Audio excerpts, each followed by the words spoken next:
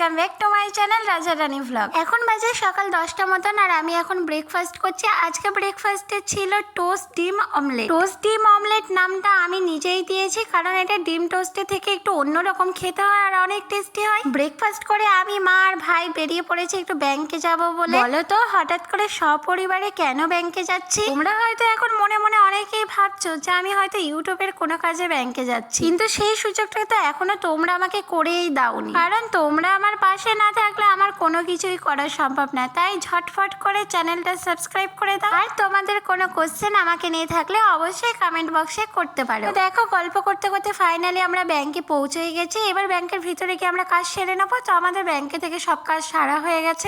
ব্যাংকে কেন এসেছি এটাই তো তোমাদের বলতে ভুলে গেছি। আজ ব্যাংকে এসেছিলাম আমার আর আমার ভাইয়ের বইগুলো আপডেট করার জন্য আর আমাদের KYC ফর্ম জমা দিতে।